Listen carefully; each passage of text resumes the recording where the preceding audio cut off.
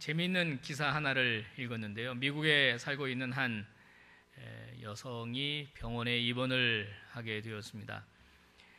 병원에 입원을 하게 되는데 문제는 뭐냐면 이 손에 낀 반지예요. 3.5캐럿짜리 다이아몬드 반지를 가지고 있었는데 3.5캐럿이면 꽤 크다면서요? 비싸고 이거를 끼고 들어갈 수가 없잖아요. 그래서 그걸 빼서 남편한테 맡겼습니다. 여보, 이거 좀 잘 좀 보관하고 있으세요. 미국 병원은 알지만 보호자들이 이게 함께 들어가서 자고 그렇게 돼 있지는 않더라고요, 시스템이. 남편이 이제 이 다이아몬드 반지를 받았는데 이 걱정이에요. 이거 잊어먹으면 어떡하나, 누가 훔쳐가면 어떡하나. 그래서 냅킨에다가 쌌어요, 이거를. 그래서 이렇게 식탁에 올려놓고 그날 저녁에 혼자 밥을 해 먹고 난 다음에 깜빡한 거예요. 그래서 다른 쓰레기와 함께 봉투에 집어넣어서 묶어가지고 밖에 내놨습니다. 그 다음날 아침이 됐어요. 쓰레기차가 와가지고 통을 수거해서 갔습니다. 그때 생각이 난 거예요. 반지. 그리고 뛰쳐나가 보니까 차는 벌써 저기 달려가는 거예요. 집에 들어와서 허겁지겁 그 관계 회사에 전화를 해가지고 그게 어디로 가냐고, 그 쓰레기가 그 위치를 알아내고 쫓아가기 시작했습니다. 막 전속력으로 쫓아갔어요. 아르바이트 몇 명을 사가지고 쓰레기장에 있는 수백 개의 봉투를 찢는 거예요. 이제 여기 들어있나 저기 들어있나. 그래서 결국은 찾았답니다. 너무 걱정하지 마세요. 찾았답니다. 여러분, 이렇게 3.5kg이면 찾아야죠. 당연히 구리반쯤은 안 찾아도 되지만 3.5kg은 찾아야 됩니다. 여러분, 잠언 3장은 우리에게 뭐라고 충고하냐면 지혜라고 하는 것은 값진 보석이나 보물보다 더 소중한 것이기 때문에 힘써서 부지런히 찾으라고 우리에게 충고해 줍니다. 지혜를 얻은 자와 명철을 얻은 자는 복이 있나니 이는 지혜를 얻는 것이 은을 얻는 것보다 낫고 그 이익이 정금보다 나으니라. 여러분, 지혜라고 하는 것이 너무 소중한 것이니까 그저 보물은 없어도 꼭 지혜만큼은 얻기 위해서, 찾기 위해서 노력하라. 그렇게 우리에게 충고를 해주고 있습니다. 우리가 살고 있는 이 시대는 전문가의 시대라고 하지요. 전문가가 많이 있습니다. 경제 전문가, 금융 전문가, 정치 전문가, 군사 전문가, 여러 분야의 전문가들이 포진을 하고 있습니다. 그들에게 무슨 일이 생기면 의뢰하고 해결을 부탁하게 되죠. 그래서 또 우리가 자녀를 키울 때 이 아이를 어떤 분야의 전문가로 키우려고 하는 거 아니겠습니까? 근데 아이러니한 일은 뭐냐면요, 전문가들이 넘쳐나는 세상 속에서 우리가 살고 있는데 문제는 해결되지 않는다는 겁니다. 그렇지 않습니까? 문제가 더 많아지고 있어요. 전문가가 더 많아졌으면 문제들이 좀 사라져야 되는데, 살기 좋은 세상이 좀 돼야 되는데 더 문제가 많아져요. 수요일 날 서울시장 보궐선거합니다. 여러분들 누구 찍으실 생각이십니까? 누굴 찍어도 상관없어요. 요즘 TV 토론 보니까 그 두 분 다 자기가 전문가라고 서울시를 자기가 구해내겠다고 그러시는데 저는 어떤 분이 되더라도 좀 꼭 그렇게 되기를 바라는 마음입니다. 여러분, 전문가가 많지만 저는 이런 생각해봐요. 이 세상은 전문가보다 지혜자가 더 필요한 것 같다, 이런 생각입니다. 여러분 어떠세요? 그렇지 않습니까? 똑똑한 전문가보다 똑똑함을 넘어서서 지혜 있는 사람이 필요합니다. 여러분, 지식과 지혜는 다르지 않습니까? 자기가 가지고 있는 지식을 어떻게 잘 사용할 것인가, 이 지혜가 우리에게 너무 필요한 것입니다. 여러분, 이 지혜라고 하는 것은 보니까 이게 사람의 것이 아니더라고요. 성경은 지혜라고 하는 것은 하나님으로부터 온다고 우리에게 말해주고 있습니다. 다니엘서 2장에 보면 느부갓네살이라는 왕이 나오지 않습니까? 이 사람 참 포악한 왕이에요. 그리고 대책 없는 왕입니다. 자기가 어떤 꿈을 꾸거든요. 근데 그 꿈이 생각이 안 나는 거예요. 자기 신하들을 다 불러요. 똑똑한 신하들 다 불러서 뭐라고 이야기를 하냐면 내가 어젯밤에 꾼 꿈이 뭐게, 이걸 맞춰보라는 겁니다. 이거 황당하지 않습니까? 꿈을 얘기해주고 그 해석을 하라 그러면 하겠는데, 내가 왕이 꾼 꿈을 어떻게 합니까? 다들 신하가 그러는 거예요. 화를 버럭 내고요, 다 쓸데없다, 다 죽여라 그럽니다. 여러분, 그 대목이 우리에게 뭘 말해주느냐면요, 인간의 지식이라고 한 것이 한계가 있다는 걸 우리에게 말해줍니다. 자, 나라 안에 있는 모든 지혜자들은 다 죽여라. 거기에 다니엘도 포함되고 세 친구도 포함이 돼요. 그런데 그날 밤 하나님의 지혜가 다니엘에게 임하지 않습니까? 예, 그리고 다니엘이 환상을 봐요. 그 환상 속에서 왕이 꿈이 뭔지 다 알게 되는 겁니다. 그날 밤 다니엘은 하나님께 이렇게 찬양을 올려드려요. 다니엘서 2장 20절입니다. 다니엘이 말하여 이르되 영원부터 영원까지 하나님의 이름을 찬송할 것은 지혜와 능력이 그에게 있음이로다. 지혜와 능력이 그에게 있음이로다. 오늘 예배 나오신 여러분들, 공부하고 있는 분들이 계시다면 오늘 하나님의 지혜가 여러분에게 임하기를 바랍니다. 사업하고 있는 분들이 있으면 하나님의 지혜가 충만하게 임하기를 바랍니다. 직장 생활하시는 분들, 특별히 아이를 키우고 살림을 하는 가정주부들에게 하나님의 지혜가 충만하게 이르기를 주의 이름으로 축복합니다. 오늘 본문에 보니까 본문의 시인도 하나님에게 지혜를 달라고 간구하고 있어요. 하나님, 나에게 지혜의 마음을 주십시오. 이 시인이 누구냐면 모세입니다. 시편 90편은요 모세가 지은 시로 알려져 있어요. 시편에 있는 150편의 시 중에 유일합니다. 다른 시들은 다윗의 시가 많거든요. 솔로몬의 시도 있고요, 아삽의 시도 있고, 아굴의 시도 있고. 그런데 시기적으로 보면 이 모세의 시는 굉장히 오래된 시입니다. 오늘 여러분들이 찬찬히 읽어보셨는데 이 시가 말하는 건 한마디로 뭐냐? 인간은 아무것도 아니다, 그 얘기입니다. 인간은 보잘것없는 존재다라고 하는 것을 우리에게 말해주고 있습니다. 여러분, 하지만 인간은 만물의 영장 아닙니까? 그렇죠? 예, 얼마나 과학 문명이 많이 발달했습니까? 자연을 정복하고 우주를 정복하고 우주선이 날아다니고. 제가 얼마 전에 한 뉴스를 들으니까 지금 이 지구 너머의 우주에 돌아가는 인공위성이 어마어마하더만요. 이제는 오히려 이 폐기물 때문에 걱정을 할 지금 상황이에요. 얼마나 많이 발전했습니까? 자연을 정복하죠. 놀라운 기계들이 막 쏟아져 나오고 있습니다. 또 유전자 공학 발달을 해가지고 이제는 뭐 동물들은 막 복제해내는 그런 세상까지 우리가 돼버리고 말았습니다. 그런데 오늘 시인은 그래도 인간은 아무것도 아니라는 거예요. 별것 아닌 존재라는 겁니다.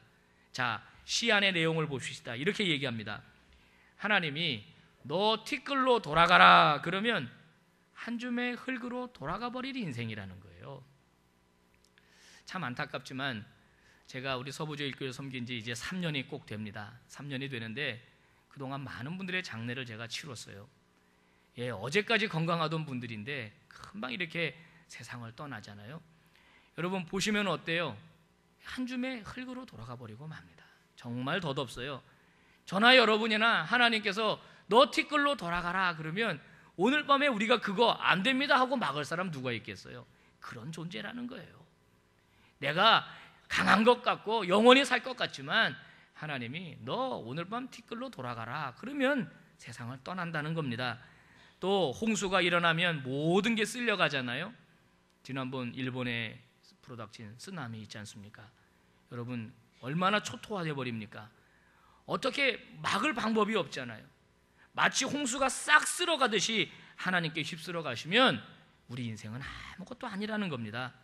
또 우리가 사는 인생은 잠깐 잤다가 깨는 잠과 같고 아침에는 예쁘게 피지만은 저녁에 시들어버리는 꽃과 같고 훅 하고 하나님이 불면 날아가 버릴 먼지와 같은 존재다.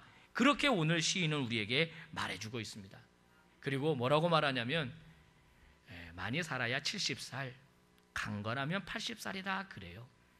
물론 80 넘으신 어르신들도 여기 계시고 90 넘으신 어르신들도 우리 교회에 많이 계시지만 일반적으로 그렇다는 겁니다. 사람의 수명이라는 게 그저 많이 살아야 7, 80, 8, 90 그저 100년 안짝으로 살아간다는 거예요. 무슨 말입니까? 별거 아니라는 겁니다. 그렇게 오래 살 것 같지만 100년도 못 산다 그렇게 얘기해요. 하지만 여러분, 대부분의 사람들은, 물론 저도 여기에 포함이 됩니다, 아마 여러분들도 그럴 거라고 생각하는데 이거를 인식하지 못하고 살아가요. 그래서 잠언 지혜자는 우리에게 말하잖아요. 초상집에 가는 것보다 잔치집에 가는 것보다 초상집에 가라. 거기에 지혜가 있다라고 우리에게 말해주지 않습니까? 여러분, 진시 황제 아시죠? 중국의 황제였던 그분의 그 왕릉에 대한 이야기를 제가 좀 이렇게 본 적이 있는데 정말 어마어마하더만요. 1974년도 5월 달에 한 농부가 우물 공사를 하다가 그 직접 능을 발견한 게 아니고 한 갱, 그러니까 굴을 발견하게 돼요. 그리고 그걸 파보니까요, 세상에 여러분 보셨죠? 등신이라 그러죠. 같은 크기에 키가 180입니다. 병사들이 그 안에 쫙 도열해서 서쪽으로. 근데 몇 명이냐?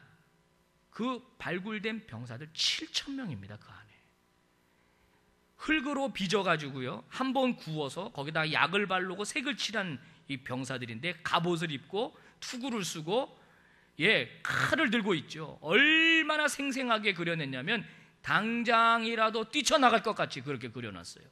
당시의 계급을 알 수 있도록 그렇게 표시를 해놨습니다.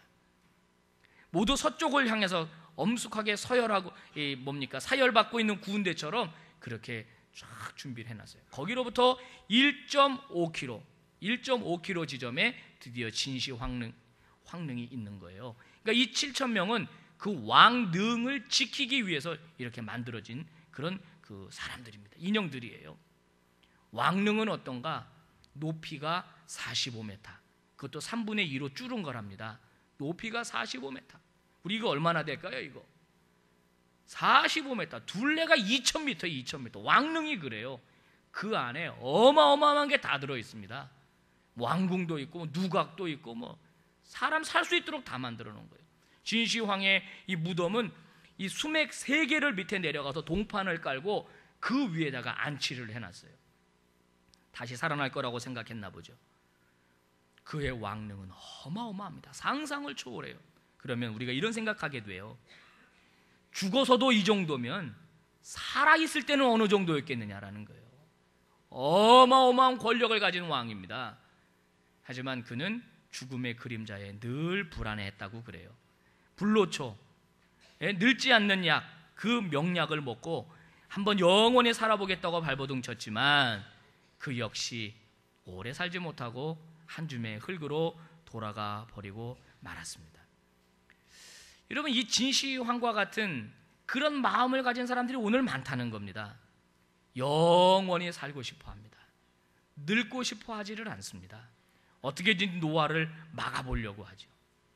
그래서 거짓말이지만 듣기 좋은 말이 있잖아요. 아유, 하나도 안 늙었네. 그러면 막 좋아하잖아요. 그죠? 제가 어저께 저기 결혼식장에 갔었습니다. 우리 청년 결혼식에 기도하러 갔었는데 그 교회가 제가 10년 전에 섬기던 교회였어요. 갔더니 얼마나 그 청년들이랑 집사님, 권사님들 저를 반겨주는지 저한테 와서 그러더만요.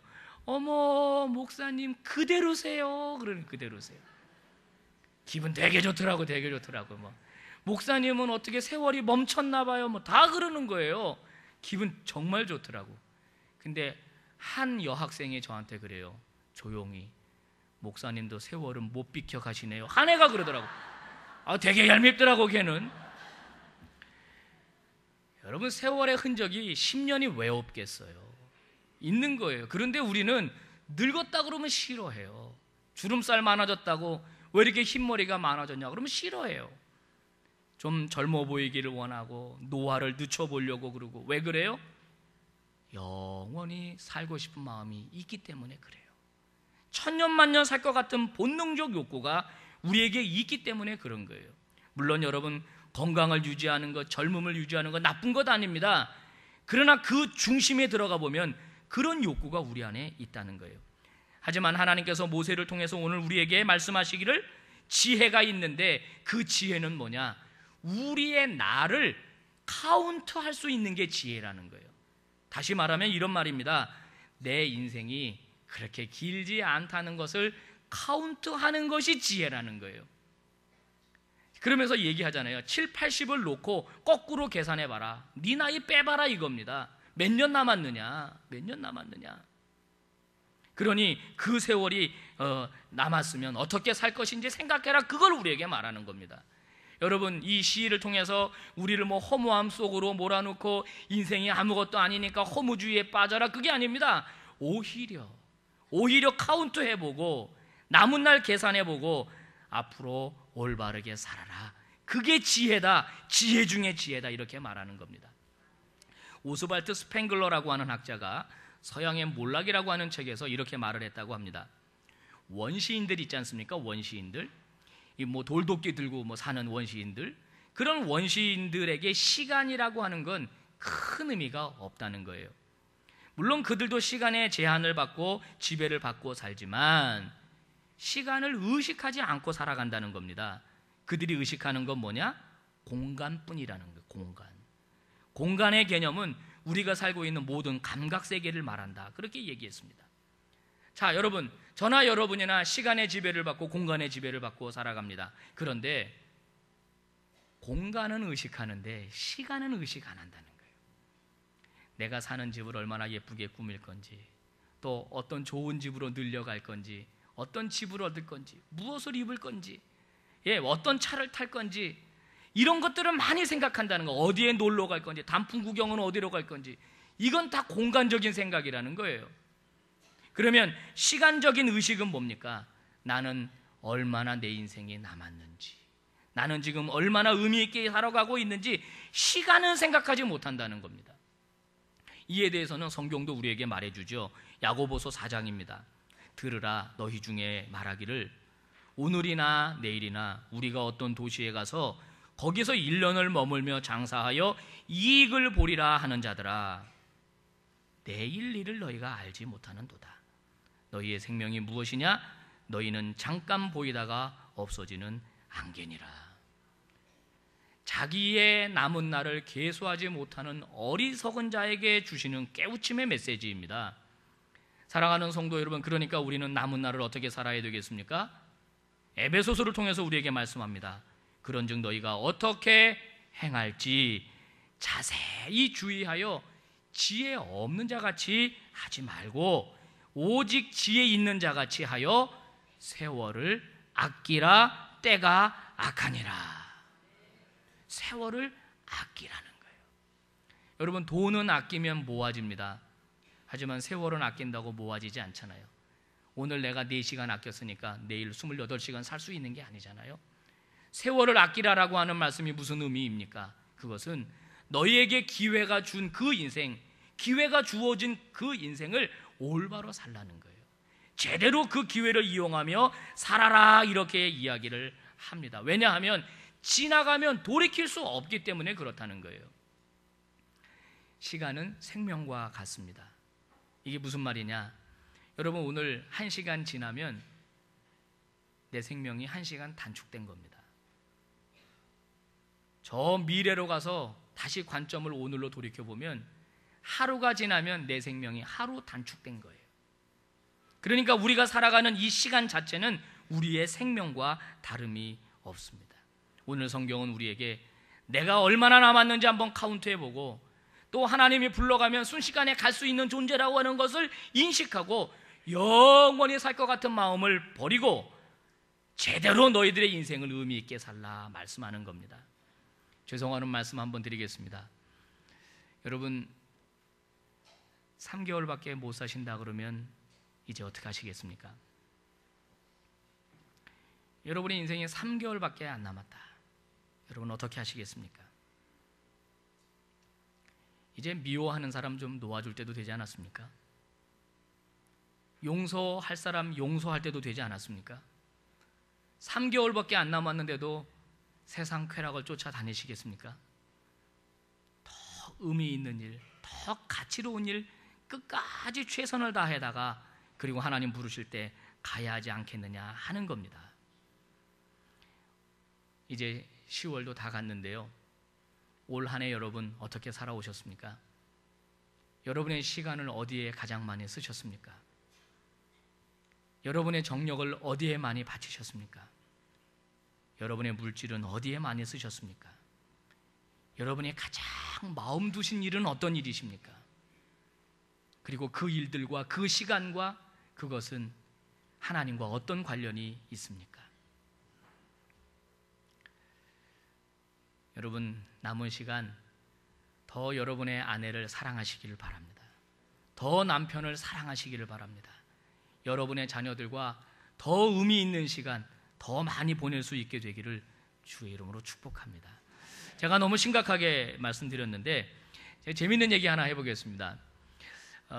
이 남은 날 계수하는 지혜, 요거 가지고 큰 돈 번 사람들이 있어요. 이건 순전히 제 생각입니다. 우리의 남은 날을 생각하게 함으로써 광고 효과가 나게 하고 그 광고를 통해서 큰 돈을 버는 회사가 있는데 여러분도 아마 들어보셨을 겁니다. 자, 그 광고 멘트입니다. 떠나는 길에 짐 남기기 싫다고 늘 그러셨거든요. 보험금 나온 걸로 마지막 머무신 병원비 보태고 장례도도 번듯하게 치러드릴 수 있어서 감사했죠. 또 어떤 할머니가 나와요. 먼저 간 바깥 양반이 보험을 들어뒀더라고 뭐 그런 거예요. 그리고서 1544 어쩌고 저쩌고 묻지도 않고 따지지도 않고 뭐 이런 거예요. 제가 그 광고를 보면서 생각했어요. 야, 이거는 연세 드신 어르신들로 하여금 자기의 인생이 얼마 남지 않았다고 인식하게 함으로써 보험을 들게 하는구나 생각했어요. 필요하면 들어야지요. 여러분, 저도 나이가 많아지고 내가 이 세상 살 날이 얼마 남지 않았다 하고 생각이 되면 자식들한테 패 끼치고 싶지 않을 것 같아요. 얼마라도 좀 남겨주고 가면 좋을 것 같다는 생각이 들어요. 그러면 1544 누를 것 같아요. 저도.